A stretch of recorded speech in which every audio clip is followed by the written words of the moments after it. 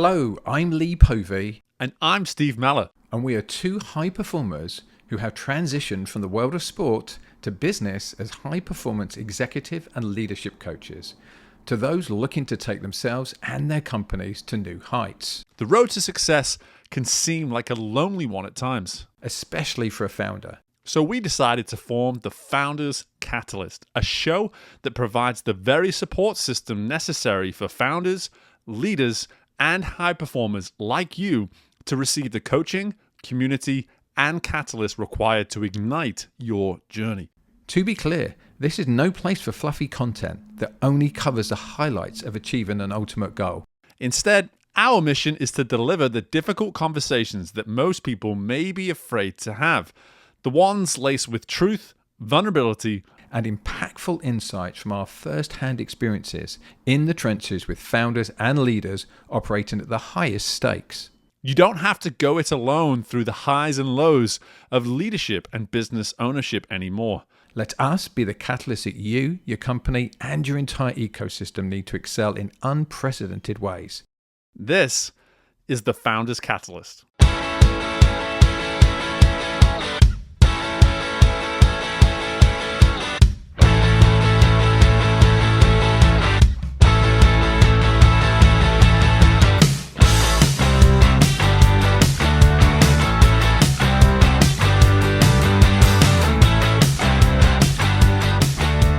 All right, mate, we're back.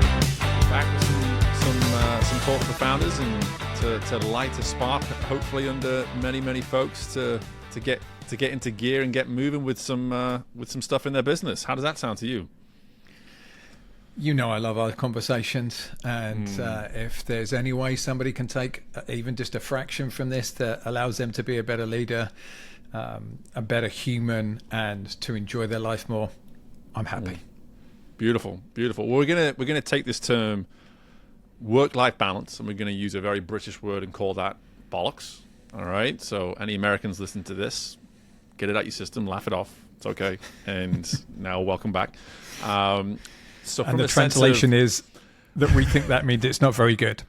yes. Again, you do need the translation, of course.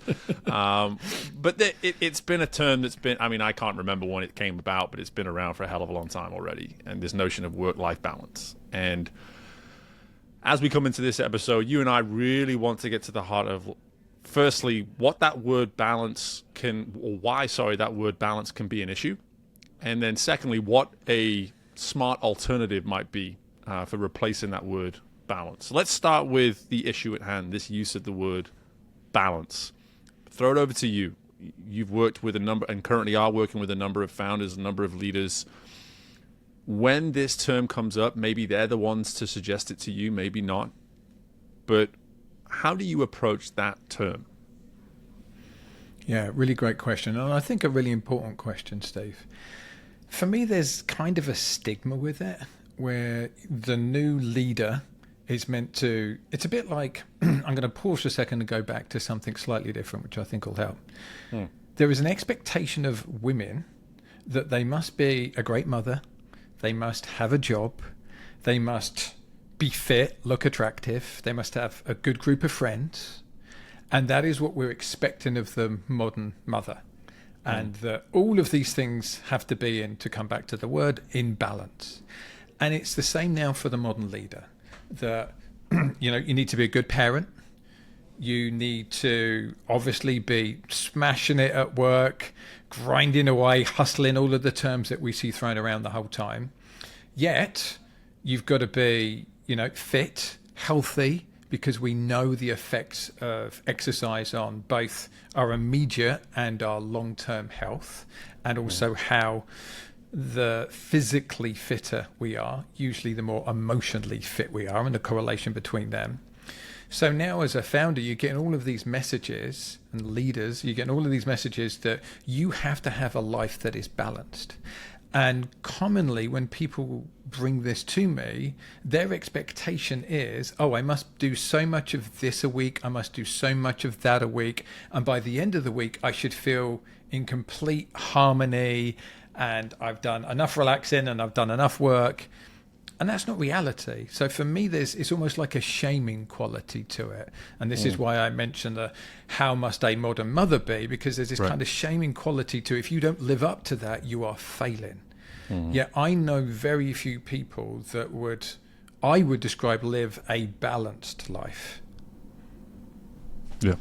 And I'm glad that you took us to really what the origin of the whole discussion was. And that's where it started. It was 25 years ago, and I'm sure people could, fact check us on this, but in terms of the dates, but it was around that time when it became part of the conversation that women in the workplace, women are leaders, all this kind of thing. Again, fortunately, it's been a solid 25 years since then, and we've come a heck of a long way wonderfully because during that time.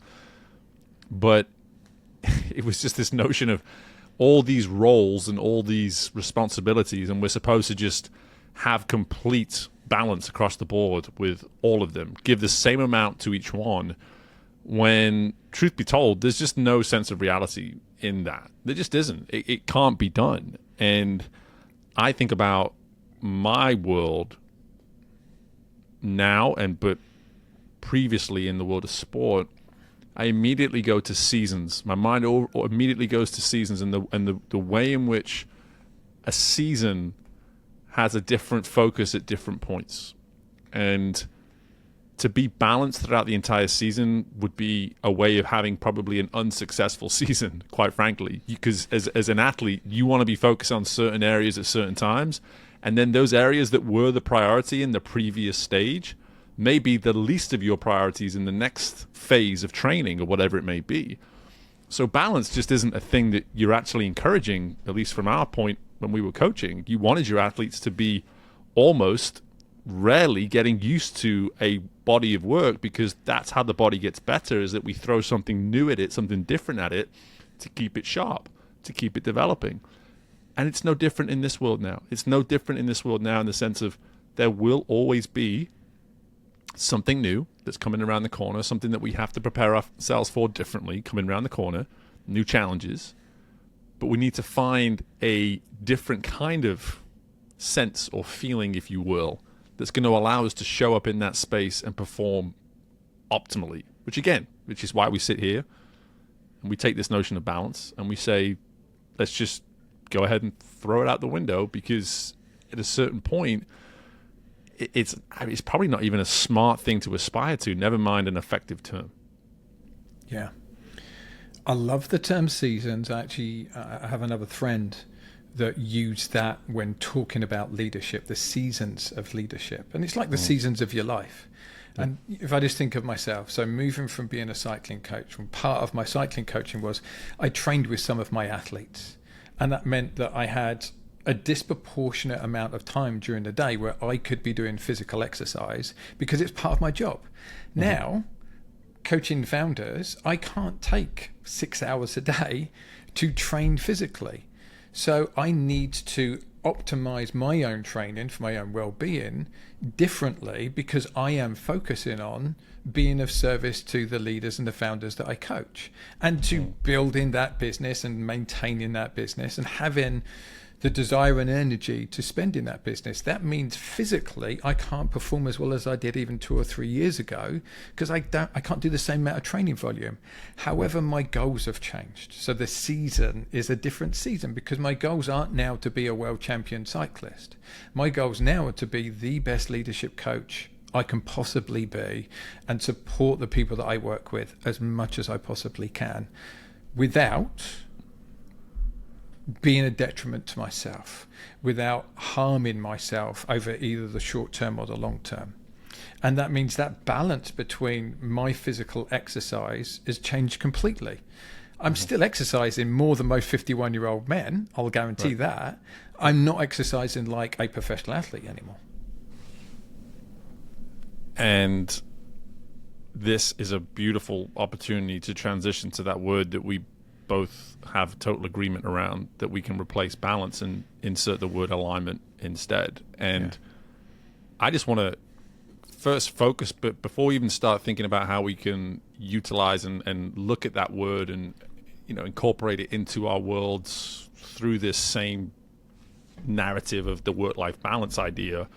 I just want to take the word in its simplest form. And for me, and I'm curious as to how you maybe see it in the work that you do, but for me, when I talk to a client about finding alignment in its simplest form, I'm always trying to get to who you are and what you want. Who you are and what you want, and getting really comfortable with that. Because believe it or not, it shouldn't be an easy answer. It shouldn't be something that the first time someone asks you that, you just got the answers ready, in the chamber, ready to fire off. That is actually where the work around this notion of work-life alignment can really begin, because it forces you to stop for the first time and say, who am I? Like what makes me? What are those foundational principles that make me who I am from a personality standpoint, from a attitude standpoint, from an outlook standpoint, all these things. And then what do I really want? Do I want to be busy all the time? Do I want this? Do I want that? I don't want to get into the weeds with that part of this here, but I just want to throw that over to you, because for me, that's where I always start with alignment, because I find that if we start with something like this in its simplest form, it makes it that little bit easier for us to at least create a little bit of traction around it, and then slowly maybe add some more complexities to it over time. Yeah. Oh, that's beautiful, Steve. I was working with a client this morning, and I think some of the most joyful work that I do and most impactful work I do with my clients is that establishment of who are you. And before we've done our own work, or before we've gone deep enough in our own work, we kind of have a surface understanding of who we are. But there's also reflection from society on us. There's expectations from ourselves about who we may want to be. There's not necessarily that full realization of who am I, how do I show up, and then how do I have choice. So the client I was working with this morning, one of the kind of genetic personality traits that we named was they are driven, which is a lot of the people that both of us work with, right? We're both driven people ourselves. So they're driven, and that tends to get overexpressed when they don't feel safe and when they're struggling to just do more, drive more, push more, which has a detrimental effect to their own health and has a detrimental effect to the relationships that they're in. So when you talk about this understanding ourselves, what I believe we're doing is we are getting such a good understanding of ourselves. We know how we will show up when we're in environments that aren't optimal. So when we are stressed, when we're in conflict with ourselves or with somebody else. And then I think we need to tie this into what is our purpose. So I know who I am, and I know why I'm here and what is my job to do in this world. And once we understand both of those things, then we can get choice. And if somebody was to say to me, what is it you do, Lee? The simplest I could describe it is, I help people have understanding and choice about themselves, others, their lives, their careers, whatever it is they want to turn that lens onto. So my job is to help you understand you, and then it's to support you in making the choices that feel best based on who you are, and then also where you want to get to. So that's the purpose part of it. What is it that you want to do? What is the impact that you want to do? And I know we both work with impact-driven people that want to make a difference in this world on some level, whether it be just to their family or whether it be to billions of people. Sure. They're there for a reason. There's something that is motivating them to do it beyond just pure money or success. Yeah. And I think most people are like, I think actually the people that are just motivated by money are in the minority. Most of us, there needs to be meaning for the work that we're doing. So then how do we bring that back to the alignment of, well, now I know who I am. Now I know why I'm doing this. How then do I align to my purpose so that as I'm going through these seasons, I think, how does this relate to my purpose? This season I'm in right now, if I'm doing this, is it in service of my purpose, or is it against my purpose because this is an old habit that I haven't yet broken?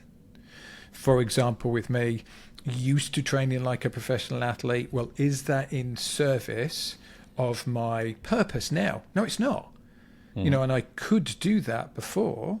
And even then, when I became the national team coach, I already had to reduce that training volume because there was so much more demand on my time. and it wasn't appropriate for me to train with those athletes, nor effective. I'm not fast enough to train with them, and I'm just getting in their way. Whereas when I was working with older athletes, yes, I could train with them, and there's a benefit to both of us.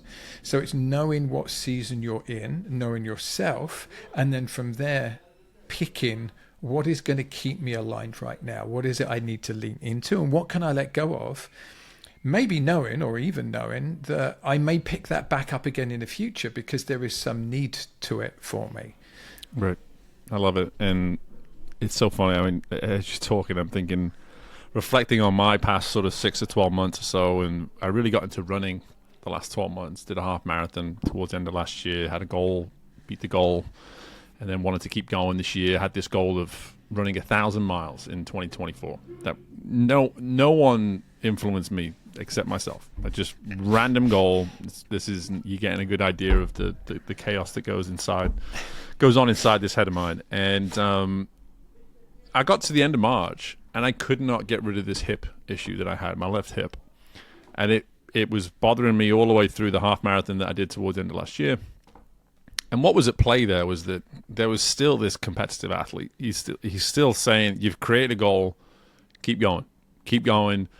You know, police the situation as much as you can, do some rehab, do some work, And I'm literally in the middle of something like a 5 or 6 mile run, and my hip was really hurting. And I just stopped. I was like, what are you doing? What are you doing? Like, there is literally no reason at all for you to keep going right now. This is stupid, and it is completely unnecessary, to your point, because the season of life that I'm in now, competitive athlete is not on that list anymore. It's not. And it hasn't been for a long time. And for me, it was this, you know, someone that's been in therapy for 7-8 years now. I've gotten very used to that, you know, that line of self-awareness, you know, become self-aware, do the work, face the reality, face the truth, and then sort of start asking those more meaningful questions in the moment. I'm doing this entire therapy session by myself over like 3 minutes in the middle of the park. And just having that awareness is just like, walk back to the car, get in the car, call the doctor, and set an appointment so you can get your hip checked out. Stop being stupid. And that right there, believe it or not, whilst it doesn't shine me in a particularly positive light, because it makes it rather stupid, but at the same time, what I will say is that it was a step towards alignment in that moment. It was a step towards me saying, listen, you're not that person anymore. There is a long, long list of things that you are now, and competitive athlete is not on that list. How is what you're doing in alignment with this continuing to run and hurting your hip and having this dull pain day in, day out? How is this helping any of those things that you need to have alignment with? And it wasn't. It wasn't, because I can be healthy, I can be fit in a variety of other ways. And my hope just by telling this story is that anybody listen to this, that whether it's something you're doing in the workplace, with your business, on a personal level, and you're just hammering away, doing it over and over and over and over, and there's this intuition kicking away inside, whether it's in your brain, in your chest, in your gut, something in your body that's just telling you, this isn't in alignment with who I am. You need to listen to that intuition, because your body is speaking to you in that moment and telling you to become more aware that something is not in alignment, and that you have a decision to make around that. Not to keep going, not to ignore it, but to just simply pay attention and acknowledge it, and see, just through some exploration off the back of that, what you may go on and then discover about yourself. It's the curse of the high performer. Right. So because you can, you think you should. Right. And, you know, I've experienced this. I was just, as you were talking, I was just thinking of one of my founders, brilliant guy, super into sports. You know, it's one of the things that we really share and we talk about. And he was killing himself doing too much training. Because, you know, coming back to this work-life balance, he believed that he had to do this amount of training. Like, this is what he needed to do. And like many of us founders, leaders, high performers, we think everything we do must be at the highest level possible. So, he's training to do Brazilian jiu-jitsu competitions, and his body is beaten up the whole time to the point that it is affecting him. Yeah. And I said to him, why don't you take a break? And it literally hadn't occurred to him. And I was talking about what it's like to be a high-performance athlete, and that sometimes we have to take a break, and we have off-seasons and on-seasons. And I shared my story of where, similar to you, I had a back issue, and it was just never repairing. I went to see the best, the best back expert. I'm trying to think of a better term. He's professor of spine mechanics, a guy called or Professor Stuart McGill in Canada. And I went to see him, and he said, stop riding your bike. And I'm like, I don't want to do that. And he said, This is what's going to happen. You're going to stop riding your bike for between 6 to 9 months. This is going to allow all the inflammation to calm down, for your body to heal. Then you're going to do these exercises, or you're going to do these exercises while you're not riding. Then you're going to do these other exercises. By the time you've done this, in a year's time, your body will be much better and ready to train properly. And he was 100% right. I didn't ride my bike for nearly a year. Let my body calm down. My back injury healed itself because I wasn't constantly stressing it. And then I was able to start training again properly. I was able to get into the gym again properly and create the body necessary to be able to cycle at a high level. And at 45, 3 years after I took this year off, I went faster than I'd ever gone in my life before. Because for the first time in nearly 20 years, my body was behaving properly. Oh, I love that word. I love that word. Behaving. The fact that there's certain words, Lee, sometimes they get me going, and that is absolutely bang on. That idea of, because again, you talk about alignment. We're showing up and behaving. That's what we're doing. Yeah. We're showing up and we're developing. We've developed behaviors. We're developing behaviors. Everything's behavioral, and that ability for you to stop in order for you to go again, no matter how long you had to stop for, the ability to go again was always going to be something that was there for you in the future. That's what the doctor was telling you. It's like, stop now if you want to go again in the future.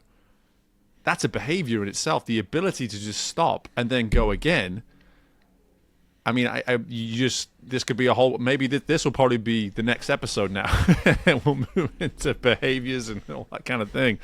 But there's just something you said there that I think people need to acknowledge, to be aware that you said, and that need to hear that really loud and clear, is that there's a result in this alignment, and it's that of better behaviors. I mean, that's what I just heard you, just to really make that sweet and concise. Through alignment, we can develop better behaviors.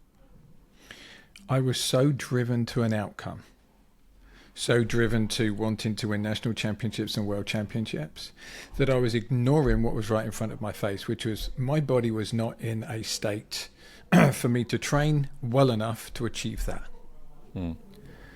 I went considerably faster after taking this break and being able to optimize what I was doing much more effectively. I was hitting lifetime PRs in the gym at 45 and 46 because I'd been so hampered in my training. I was always training around an injury, and it was a constant injury.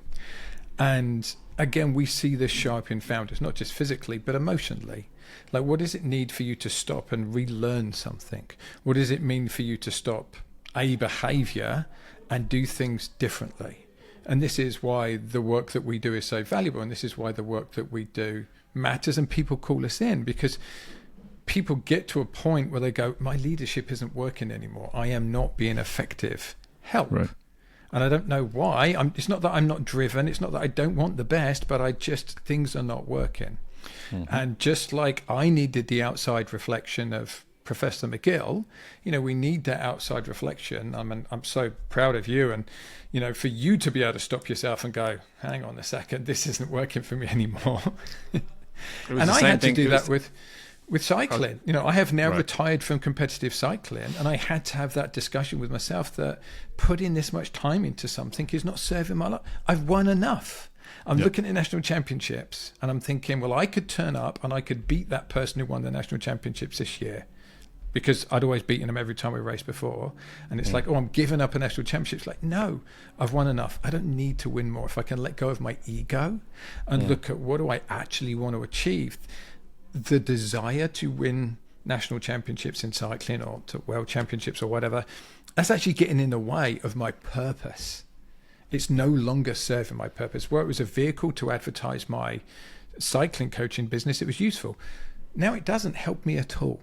So now it has to bring pleasure, and it has to bring an enhanced quality of life. And it wasn't doing either of those anymore. I'd done it. It was enough, which is why I switched to go-kart racing, which was a much smaller time commitment and also a new challenge. So it's invigorating me emotionally and physically that I'm having to learn something new. So I'm enjoying the process of learning a new thing that I'm not necessarily world-class at. In fact, I'm far from world-class at. And I'm having to learn it. There's so many qualities that come from everything you're talking about, but again, in its most concise form, it's redirecting these abilities, these behaviors. It's just saying, listen, I've been using them in this direction. It's time to move them over here and use them in this direction. And that's why I love this word alignment as opposed to balance. Yeah, is that we can remain aligned and take a different path. We can just go a different direction in a moment like this and say, I've got these characteristics that have served me well here, but they're no longer serving me well anymore. Like, they're actually putting me in harm's way. And so why don't I just adjust over here a little bit and redirect it and rechannel this? And just being conscious of time, what I want to do is I want to give our listeners a chance to maybe provide some fairly straightforward exercises that they can maybe use on their own. I've got one. I want you to go first. I want you to provide yours because I love yours, and then I'm definitely going to follow up and provide mine. Yeah. So I have two, and I think they work in tandem. So the first one I got from the Conscious Leadership Group, so Jim Dethmer and Diane Chapman, and it's the whole body yes. And I like using this with myself, my clients. And the concept of this is when you're faced with a decision, and let's use you running in the middle of a run as an example, at some point you stop and you go to yourself, is this really what I want to do? And if the answer isn't, fuck yes, this is really what I want to do, this is in alignment with my purpose, with how I want to be, how I want to walk through the world, then the answer is really no. And I think a lot of time we do things that are maybes that we shouldn't be doing anymore. We should be doing, this is a yes. And if it's not a yes, if my whole body isn't agreeing with this, then I can let this go. And obviously it's the process of learning how to let things go, which is really important, especially as high achievers. And I like thinking of what's the cost? What is the cost of me continuing to do this? And what is it getting in the way of? So, for me, continuing to compete at a high level of cycling, the cost is I don't get to do as much of this work as I would like to do. And what's giving me more purpose right now is doing this work, working with brilliant people, helping their impact be bigger, allowing them to be the best versions of themselves so that they can achieve what they want to achieve. That gives me more than standing on the top step of a cycling, podium. It just does. That's where my life has now developed to. And then the other exercise that partners well with this, and I really like this, and people I work with tend to really love this exercise. It's called a 9-box exercise. I got this from Susan Jeffers, wrote a book which I used to give to all of my young athletes because it was a great kind of introduction to self-development. I'm blanking on the name of the book. Feel the Fear and Do It Anyway. Great book. Bit of a clunky title because actually it's not really about fear. It's about how to understand yourself and make good choices in life. But there's this exercise in this book, the 9-box exercise. What you do is you draw a 9-box grid, so 3 by 3, 9 boxes. And then you separate your components of your life into different boxes in this grid. So it might be romantic relationship. It might be career. It might be health. For me, one of them is traveling. For me, another one is competition, and competition goes into a different box than health does for me. So, I go to the gym for my health. I do go-kart racing because I need to do something competitive, because if I don't, I'll be trying to, match little kids in the street to Tiddlywinks competitions. There needs to be an outlet for competition. For me to be in healthy play, I need to exercise the competition part of it. So the first time I do this with clients, usually they actually struggle to fill 9 distinct boxes. So first off, there's that struggle to think what actually does my life constitute, and where are the areas that I want to focus. And usually they'll put 9 things, and I say, well, 3 of them, they actually go in the same box there. Okay, now you've got to find 2 more boxes. Then once we've clearly defined the boxes, then you take each box, you put that on a separate page, and you put where are you now and where do you want to get to. So what would you want your life to look like, so that you now have a pathway for each area. So, you might look at your romantic relationship and you might say, we need to have a date night every week or every 2 weeks or whatever it is. Or, we need to make sure that we have one vacation or weekend away where it's just us without the kids a year, where we can reconnect and have that space. Something I like to use with people is we do a monthly State of the Union, me and my wife, where we sit down and we talk about the business of our relationship. What do we appreciate each other for? Is there something we need from each other that we haven't clearly defined? And then just a little bit of housekeeping, right? Have we got any trips coming up that we need to book in, or is there work that needs to be done to our house? So we have a little business meeting about our relationship. So once you separate your life out into these areas, now you can look at them and think, what boxes are out of alignment, to come back to our word. Yep. And then you can look at it and go, what do I need to do? And this is how I got into go-kart racing, because I knew I didn't want to do cycling anymore. I knew that part of my life was at least done for now. I'm not competing. I'd retired from competing. But there was this agitation of something's missing and I didn't know what it was. And I'm looking, and that's when I took cycling out as a box, and I thought, what's next? And it was, it's competition. That's really the service that cycling was giving me. And I need something else in that box. And then I went and looked for something. And I'd always enjoyed doing go-kart racing at like birthday parties and stuff. But I'd never taken it seriously or done it regularly. And it just so happened that it was during COVID. The go-kart track was one of the few places that was open that we could go to because it was outside. So I started doing go-kart racing. And that filled that box up for me. Yeah, it's... What I love about the 9-box one especially is that it challenges people in a way, obviously, to come up with 9 things in the first place. But the beautiful thing about having 9 things is you're never going to be fully aligned across 9 different areas of your life. No. There's always going to be something where you can stop and just say, "Ooh, something's off. What's off? Let me check my 9 boxes. Oh, that's probably where it is." And that's a really good thing, to have that level of self-awareness and accountability to say, I'm always striving to find as much alignment as possible across all 9 of these, which allows me to actually transition into mine too, which has some similarities to it. Is that before every session, I ask every client, where are you experiencing Slade? And now Slade is a very old English term for a small valley, very small valley. Okay, and what I like about it is that I then break down the word Slade as an acronym. I have the S means stuck, the L means lost, the A means avoidance, the D means doubt, and then the E means excuses. Mm-hmm. So the beautiful thing with those 5 is that it forces you to sit and say, okay, if I do feel off, if I feel as though there's a little bit of a valley in my world right now, what might that valley be? And then when I look across these 5 words, which one of these 5 words jumps out to me right now? Do I feel stuck about something right now? Am I a little bit lost? Am I just avoiding something that I need to be focusing on? Do I have some doubt towards a project or whatever it is that's going on? Or am I creating excuses? Sometimes it can be all 5, quite frankly. But the fact of the matter is, when you have 5 things like that, which are very close, but none of them are the same, it's just enough to actually say, you know what?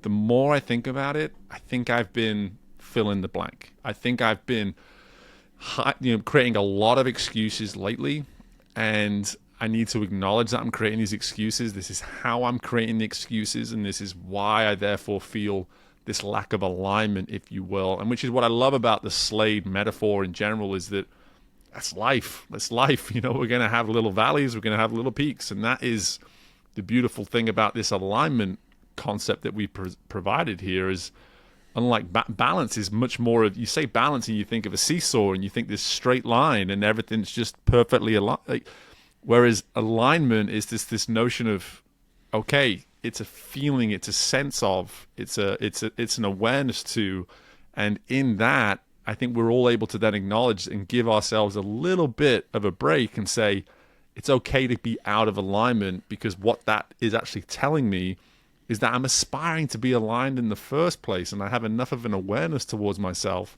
to then do the work to become aligned again. Yeah, and you can move in and out of alignment, and you know what you have to move back to, whereas balance indicates that things must be equal. And alignment doesn't, because alignment is, am I aligned to what I need right now, and am I aligned to my purpose? And as we said earlier, that changes with the seasons. You know, say we've got a big project at work that needs to get done. The alignment in that moment is, I'm going to be working 10, 12-hour days, whatever it is, to get this done by this deadline. And then I know that I'm going to need to book some rest after that to recharge and recover. And that's to get me back to alignment. However, I'm also aligned with my purpose if I put more energy into getting this project done. And that means that other things are going to need to take a back seat. So my exercise is going to need to take a back seat. My diet might take a bit of a back seat as I'm focused on this thing. Whereas if we were to say, well, our life must be balanced, then we would say, well, you're not achieving that, because if you're not giving the time for your exercise and your diet while you're also working these crazy hours, well, now you're out of balance. Like, there's this judgment, there's this shaming element to it. Whereas with alignment, it's like, no, this gets to move. And am I aligned to what I need in this moment? Am I aligned to my purpose right now? And that, I feel that that's much more flexible than the balance part of it. And I really like the season part. And one more thing I wanted to add about the 9 boxes, because I think this is important, is when we do that exercise, it also makes you realize that your life has many areas. So if one part of your life is not going well, so say you break up with your romantic partner, you realize that there's 8 other areas of your life that you can still find fulfillment in, you can put effort into, you can put energy into. You get injured and you can't train. You know, for a lot of us, especially the athletes stroke ex-athletes amongst us, that's a really difficult and challenging time. However, when you go, well, there's 8 other boxes of my life that I can be involved in right now, while I'm patiently waiting for my body to recover to be able to train again, I have other things that I can get involved in. And I think we saw this happen during COVID, where people had to suddenly pivot to doing other things than they normally did. You know, how many people bought a bike? Because they were stuck inside and they wanted to do something, right? Well, all of those bikes are now on the second-hand market because everybody's got, I don't want to ride a bike anymore. Mine's just hanging on the wall in the garage. It's not, okay. It's just not being used, though. I'll look forward to next time you come to California and you bring it with you and we go for a bike ride. There we go. And, you know, how many people took up baking bread? Because humans need things to be interested in and invested in that give us meaning in our life and give us fulfillment. And then having these tools like Slade, like the 9-box exercise, where you can look at, where am I out of alignment and what can I do that's going to bring me back to some fulfillment? And then having that exercise of the whole body yes. Am I a whole body yes about the things that I'm doing in my life? And if I'm not, well, look, I have this box. Let's replace it. Let's maybe change the box, or let's maybe change the contents of the box. So I'm going to move from a cycling box to a competition box, for example. I love it. Love it. And for anyone listening to this one, this is one of those where I really encourage you reaching out. If you've stuck with us throughout the episode and you listen to all of this now, firstly, I'm hopeful that you're going to apply some of this. First and foremost. Secondly, aspire to find that alignment. But thirdly, as you set off on course trying these things, circle back to us. Like, let us know, is it working? Why is it not working? We're not telling you these principles for the sake of telling. We want you to not only apply them, but then to circle back around to us and say, this part of it really worked with me, this part of it not so much. And we would love to have those kind of conversations, quite frankly, on air. We can take those insights and immediately come back and record another episode around why this isn't working, why this is working, all this kind of, and we want this to be a conversation on this show. We want this to not just be a conversation between myself and Lee, but between you, the listener, as well. So this is one of those perfect episodes where I listen to what we're talking about, and I cannot help but strongly insist that please not only take this stuff away, but circle back around. Let Lee know, hey, listen, I tried to do 9, I only got 7. What do you do when you can't find those other 2? Like, let's have that conversation. We want to have that conversation with you. And so with all that in mind, Lee, talk to me a little bit about, from an alignment standpoint, what might that final little piece of encouragement be to someone who says, okay, I'm with you, I like all these ideas and these methods, but put the cherry on top of this for me. Tell me exactly why, again, alignment is something that I must be aspiring to. Because ultimately life is about fulfillment. It's about catching moments of joy, connection. It's about understanding where you are now, and especially for high performing people, for driven people that are always looking for just a little bit more. I had a conversation with the head of people at a company earlier today, 400 people company. And he's saying, look, I'm really proud of myself. I've got to this level, but I know there's another 10%. And that's how we're wired. If you're listening to this podcast, the chances are that is how you're wired. You're looking around, looking for those gain areas. You've also got to recognize where you're at and take stock. So when you stop and you break these things down, you go, right, I have these 7 areas of my life. Well, how am I doing in them? And in one of these areas of my life, I'm doing fantastically well. I need to stop and recognize that. And over here, this is where I want to do a little bit more. Or here's an empty box. At some point, I'm going to put something in there, and there's no hurry, there's no judgment. So it's removing the judgment and the shame from being a high performer. We always think, oh, I must do more. Having an opportunity to recognize and hold in the seemingly counter positions of, I am okay as a human being, I'm okay, and I'm doing worthwhile things in the world and I'm going to enjoy the challenge of finding new ways to be and new ways to stretch myself. And me and you were talking about this off air just before we started this episode when we were talking about what we wanted to talk about today on the episode. We're saying, right, should we talk about, challenging ourselves and what that means? And you talked about your personal challenge of, right, I want to run 1,000 miles in a year. And my personal challenge this year, or one of my 3 personal challenges this year, is to not eat any confectionery this year, which is a much bigger challenge than anybody at home has any inclination of, let me tell you right now. I would fail so quickly. And, that's who we are. And it's how can we hold these challenges and these growth edges with reverence? So instead of it seeming something that either crushes us or there's so much judgment, it's like, how can we have fun with it? How can we enjoy it? And that's why I like that actually you failed in your challenge, because you had a challenge and then reality gave you a reminder that is not your challenge right now. That is not going to work from you. And you had the presence to stop. So if you're saying, what can people take away? This last little thing that they can take away from this is, we want to give you the tools. We want to support you in having that level of self-awareness where instead of you being driven by your drive, you're driven by alignment. You're driven by fulfillment. So that when things are not fulfilling your needs anymore, when things are going against your purpose and your alignment, you have the ability to stop and go, this no longer serves me, which in my experience is one of the hardest things for high performance people, be they athletes or founders, to stop and go, actually, this isn't serving me. And that might be the company I own isn't serving me anymore. It is time for me to exit this. It might be the relationship I'm in isn't serving me. I had an experience where I crashed, broke my shoulder very badly. I was dating somebody. First time in my life, I was truly, truly vulnerable. I think I shared this on your personal show. And I had to stop and go, this relationship doesn't serve me anymore. There's a misbalance in the relationship. It works if I'm the hero and they're the person that needs help. And I don't want to be in those relationships anymore. And it doesn't mean this is a horrible person. Not at all. She was amazing. It just, that balance didn't work for me. So my wish is to provide the world with tools, understanding where you get to choose how you want to be in the world, and you are choosing things that are healthy for you. Doesn't mean they're not challenging. They could be incredibly challenging, but they're challenging in a way that healthily serves you, your growth, your fulfillment, and your purpose?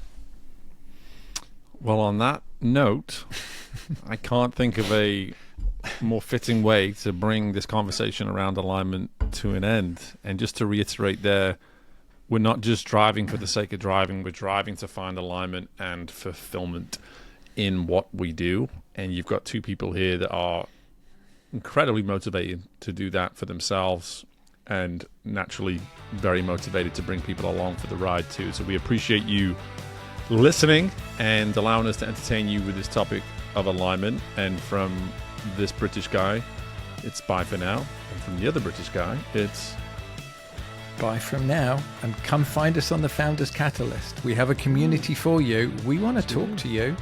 You want us to, as Steve said, you want us to talk about stuff on the show, come find us in LinkedIn, join the Founders Catalyst community, share with us what you want us to talk about, come ask your questions, give us feedback on how the 9 boxes went. We would love to hear from you. Thank you guys. Appreciate it. Bye. Thanks again for listening to the show. If you like what you heard, appreciated the witty banter, and of course, appreciated the quality of the insights we provided, please take a moment to give us a 5-star rating. It helps us reach a larger audience so we can support more people just like you. Be sure to subscribe to the show on your favorite podcast platform. There will never be a better time than now to start investing in yourself, so be sure to act upon what you took from this episode and let us know how it goes. We love hearing from our audience. From Steve Mellor and myself, Lee Povey, thanks for listening and being you.